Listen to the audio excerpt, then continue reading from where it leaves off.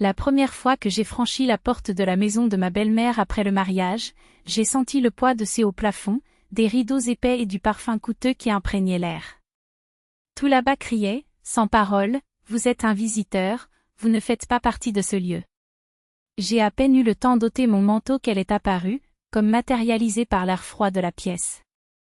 Une femme svelte, impeccablement habillée, avec une coiffure qui défiait la gravité et un look qui, à lui seul, était capable de redresser la posture de n'importe qui. Ses yeux m'ont scruté de la tête aux pieds, s'arrêtant, calculateur. Cette robe, dit-elle avec un soupir qui valait 1000 mots. Simple. Très simple. J'espère que vous comprenez qu'être la femme de mon fils n'est pas pour tout le monde. Il ne s'agit pas seulement d'être à ses côtés, mais de savoir être là où il est. J'ai avalé difficilement, tenant toujours les gants dans mes mains. Que veux-tu dire exactement? Ai-je demandé prudemment. Elle est passée devant moi avec l'élégance de quelqu'un qui domine chaque centimètre carré de l'espace, tournant légèrement la tête pour lâcher les mots comme s'ils étaient de la chapelure pour un oiseau affamé. Il faut savoir comment se comporter en société. Maîtriser au moins 3 langues, anglais, français, italien.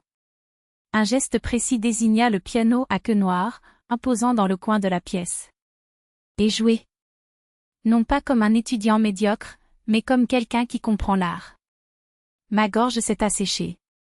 Je me souvenais des leçons de musique que je détestais quand j'étais enfant, des doigts tremblants sur les touches quand j'avais 10 ans. Mon français se limitait à un « bonjour » hésitant et à un « merci » forcé. J'ouvris la bouche pour répondre, mais elle se tournait déjà vers son fils, avec un sourire qui n'atteignait pas ses yeux. « Dimitri, j'espère que tu lui as fait comprendre que notre famille a un standard. Nous ne pouvons pas permettre à notre belle-fille de nous embarrasser lors de dîners ou de réceptions. » Comme toujours, il restait silencieux, faisant mine de régler la montre à son poignet. C'est alors que je le sentis, un mur invisible, froid et solide, s'élevait entre nous deux. À ce moment-là, elle a été claire, j'étais en procès. Dans les jours qui ont suivi, la belle-mère a commencé à m'inviter à prendre le thé. Mais ce n'était pas des réunions, c'étaient des leçons. Un de ces jours, elle glissa un guide de conversation usé sur la table et ordonna. « Dites, je suis ravie de vous voir. »« Je suis ravie de vous voir », répétait-je en trébuchant sur les mots. « Non. » coupa-t-elle avec un frisson de dédain. « Vous parlez comme un paysan. Il lui faut de la légèreté, de la sophistication. Chaque syllabe doit être un régal pour les oreilles. » D'autres fois, il me forçait à m'asseoir au piano, debout à côté de moi avec la posture rigide d'un professeur de conservatoire. « Les coudes, plus haut » a-t-il demandé. « Et les doigts, doux, pas comme des marteaux. » Ces critiques sont plus tranchantes que n'importe quelle note désaccordée. Dimitri trouvait toujours une excuse pour ne pas se présenter, je suis resté tard au travail, j'ai un rendez-vous qui ne peut pas être reporté. J'étais seule, sous le poids de ce regard implacable, essayant d'apaiser la tension avec une plaisanterie morte avant de naître. Ses lèvres étaient juste pincées, comme si j'avais commis un crime contre l'élégance. Et si je ne parviens pas à répondre à vos attentes? J'ai risqué de demander une fois. Elle m'a regardé comme si je venais d'avouer avoir brûlé le service de porcelaine familiale. Alors, dit-il avec un calme qui glaçait, tu ne seras pas digne d'être aux côtés de mon fils. Ces mots résonnaient en moi comme une phrase.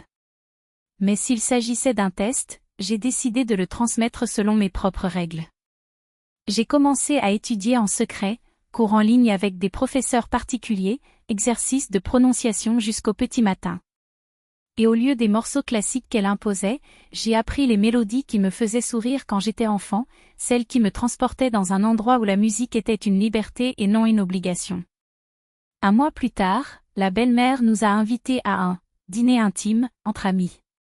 Mais, quand j'ai vu la table dressée avec des couverts en argent et les convives en tenue de soirée, j'ai compris, c'était mon ultime épreuve. Notre belle-fille, introduisit-elle d'un ton qui semblait ajouter silencieusement. Pour l'instant. À table, les conversations dansaient entre Russes, Anglais et Français. J'ai écouté, j'ai attendu le bon moment, puis je me suis insinué dans la discussion avec l'un des invités britanniques. Mon anglais courant l'a surpris. Un léger froncement de sourcils traversa le visage de la belle-mère, mais le sujet passa au français. J'ai prononcé quelques phrases naturelles, avec un accent qui a fait sourire les Français présents à table. Vous parlez merveilleusement, madame, loua l'un d'eux. C'est alors que quelqu'un remarqua le piano dans un coin de la pièce. Que diriez-vous d'un peu de musique pour animer la soirée? A suggéré un invité, d'un ton ludique. Tous les regards se sont tournés vers moi. La belle-mère se tourna lentement, avec un sourire qui ne trompa personne. Eh bien, dit-il, doux comme du poison. Pourquoi ne nous présentes-tu pas quelque chose que nous avons tant répété? J'ai pris une profonde inspiration, me suis dirigé vers l'instrument et j'ai laissé mes doigts glisser sur les touches.